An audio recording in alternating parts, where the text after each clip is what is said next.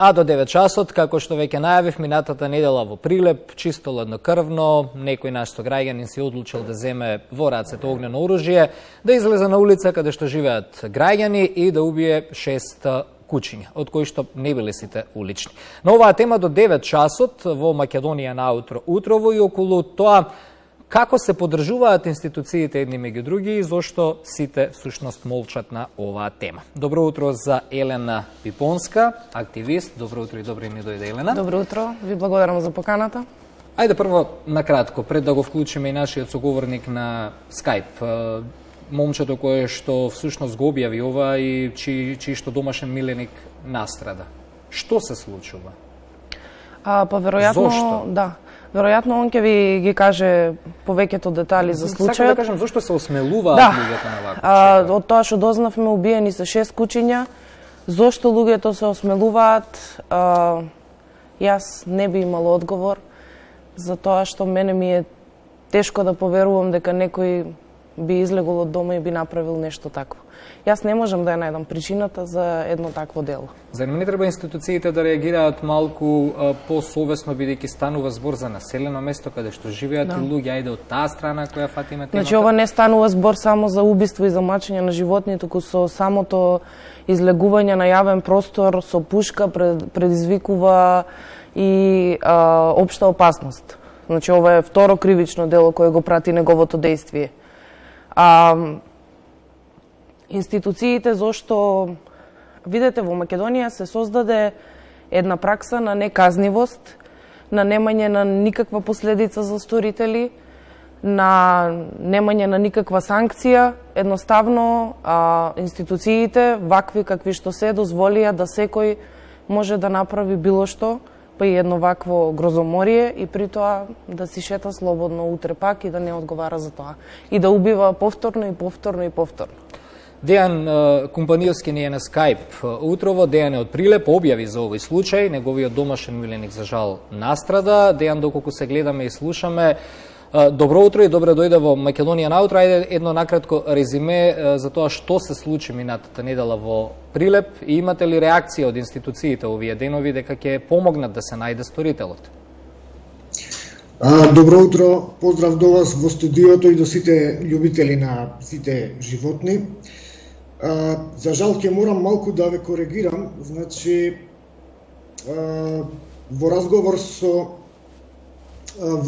со комшиите деновиве дознавме и многу повеќе информации, ама ајде да почнам од минатата недела. Значи, моето куче од мал раст беше убиено, посведочено е мртвото тело, нели, од комшијата кој што прв го виделе неколку комшии тука, неколку кучиња во околината на улиците кои што ги напишав се застрелани, кај другите комшии буквално имало некое поголемо куче кое што лежело во локва крв.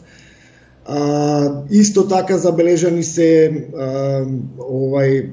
кај некои кучиња дека и повраќале. Претпоставувам дека се работи за една комбинирана акција, да ја наречам, бидејќи во разговор со комшиите ми кажаа дека и минатата недела некои од нивните миленици биле затруени. Па сега одат по ветеринари цела недела и ги спасуваат онолку колку што можат. Акцијата веројатно е, не можам да кажам дека е координирана или нарачена од некого, но мораме да се согласиме сите дека сме сведоци во изминатото на некои такви акции кои што на црно, ајде да кажам, се спроведувани во градовите.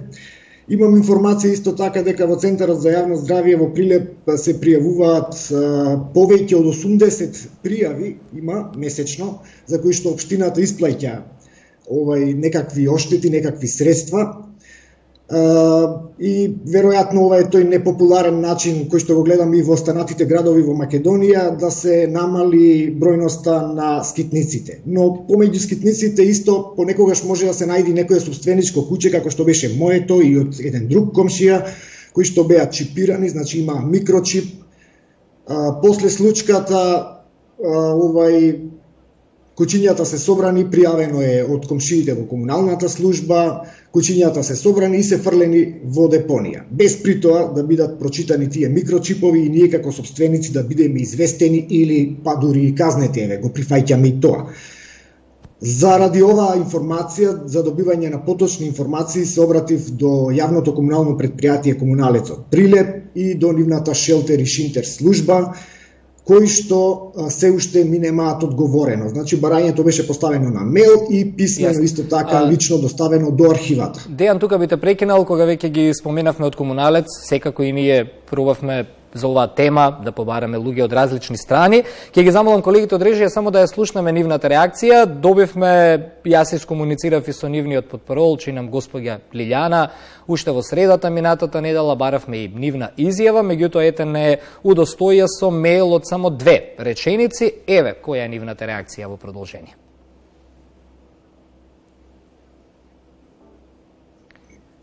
На ден 5 февруари 2024 година во утринските часови со телефонски повик од страна на граѓанин бевме информирани за мртви кучиња во населбата Варош. Известена е службата од прифатилиштето за бездомни кучиња кои излегле на терен и извршиле процедура на отстранување на мртви кучиња од јавна површина. Истите со нештетно собирање и транспорт се однесени во гробна јама за лешеви во депонијата во Алинци.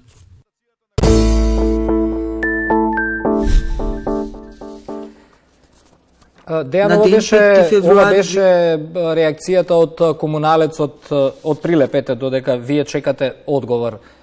Се сомневате ли, го пријавивте ли сторителот, се сомневате ли на некои лица кои што може да бидат пријавени во МВР? Го направивте ли тоа? Првиот, јас лично не можев да отидам, бидејќи имам работни обврски во Скопје и доста често патувам Прилеп Скопје, еднаш или 2 пати неделно, гледам да сум поприсутен колку што може, особено околу овој случај. Првиот обид го направи мајка ми, на портирницата во полициската станица и било објаснето дека нема основа за пријава. Во саботата заедно со уште 2 комши отидовме да го пријавиме, ајде да биде она групно, да се даде тежина на сето тоа. Инспекторот кој што не пречека буквално не знаеше, вика, што би испитувале кога кучињата се веќе фрлени таму, немаме ниту чаура, ниту зрно, ниту ништо. Исто така да не заборавам, го пријавивме тогаш, пријавивме уште еден доказ, ако можам да го наречам, кој што не знаеме дали е поврзан со овој случај. Во близина на амфитеатарот исто така се пронајдени неколку празни фишеци од ловечка пушка, која што е многу погласна, за разлика од, предпоставуваме, малокалибарските пушки или оние пневматски или воздушни, или како ги уште ги нарекуваат. Го пријавивме и тоа, заради неповрзаност или неможењето да се најде врска помеѓу овие 2 случаи, иако има и сведоштва на комшии кои што Дејан, само во интерес на времето, уште едно кратко прашање за самиот крај. Се обративте до локалната самоуправа, што велат од кабинетот на градоначалникот? Во локалната самоуправа имам неофицијални податоци од контакти кои што ги имам таму, дека во вторникот градоначалникот заедно со некоја екипа или тим требало да појде да направи увид во депонијата. Тој увид не се случил заради презафатеноста на градоначалникот, така ми објасни.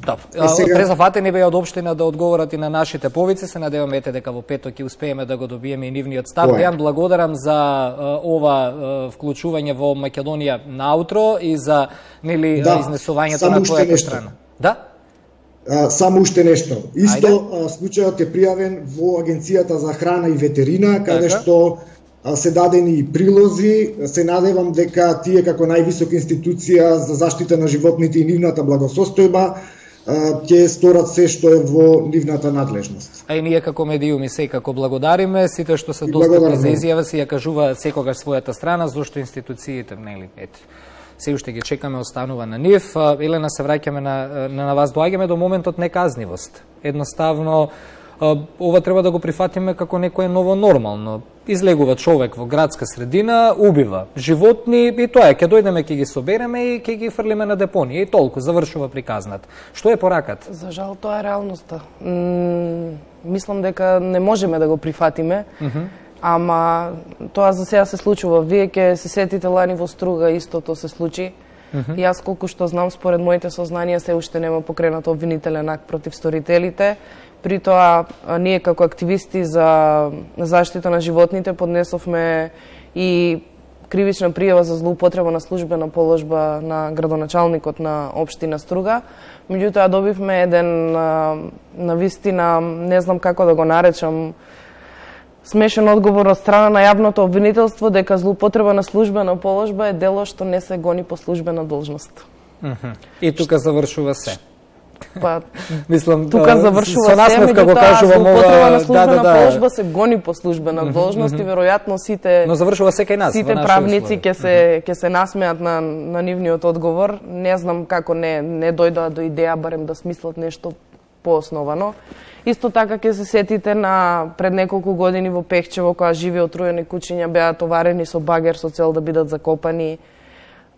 Мноштво на ситуации кога животните биле труени или пукани, проблемот се решавал на некој нивен начин. При тоа, и како што кажа Дејан, сведочиме на масовни убиства и на труења, што пак секојаш не асоцира на некоја организирана акција. Неретко комуналните служби се тука на готов, кога да знаеле дека ќе има отруени кучиња и само чекаат да се случи настанот, па они да ги соберат лешевите за да не останат докази. Значи, навистина страшно, летвичката на нормалност е спуштена на толку ниско ниво да веќе не знаеме кој може да биде наредната жртва. Само да се надеваме дека нема да се случи некоја поголема трагедија каде што ќе бидат инволвирани луѓе, бидејќи во ноќните часови кога се вршат овие работи, да не заборавиме дека и луѓе се надвор, престојуваат на отворено, па можеби тогаш институциите повеќе ќе бидат будни. И при крајот разговорот ја фаќаме и другата страна од приказната. Факт е дека улични кучиња напаѓаат луѓе по улица, дека внесуваат страв кај луѓето и треба да се реши проблемот. Но каде грешиме со свесноста? Зошто кучињата ни се криви? Односно, криви сме ние луѓето. Тие кучиња некој морал да ги остави таму на улица. Тие мора да се снаоѓаат за храна. Едноставно гледаме системи од една страна каде што го немаме тоа, па дури и тука на Балканот веќе имаме градови кои што тоа го имаат решено и не сакаме да си признаеме дека тоа е до човекот проблем. Да. И упорно само критикуваме, но не превземаме ништо. Јас неретко ќе кажам дека луѓето имаат проблем и јас како активист го признавам како проблем и свесна сум за неговото постоење. Меѓутоа, луѓето имаат проблем кој сами го создаваат. Се додека не се промени нешто во нашата свесност, во нашите навики, во нашата одговорност спрема нашиот миленик, улични кучиња ќе има. И ние сме сведоци дека Македонија проба да го решава проблемот и со убивање, и со пукање. Јас се сеќавам во раните утрински часови кога излегуваа ловџиските друштва и вршеа одстрел. Се сеќавам на многу случаи на труење и проблемот пак не се реши. Затоа луѓето треба да сватат дека проблемот не се решава со насилство. Проблемот се решава со едно системско решение во кое ќе бидат опфатени сите институции, во кое ќе се работи на подобрување на свеста на граѓаните и не мора да измислуваме топла вода. Равенката ја има, решението го има, доволно е само да препишеме и да работиме континуирано на решавање на проблемот, затоа што решението постои.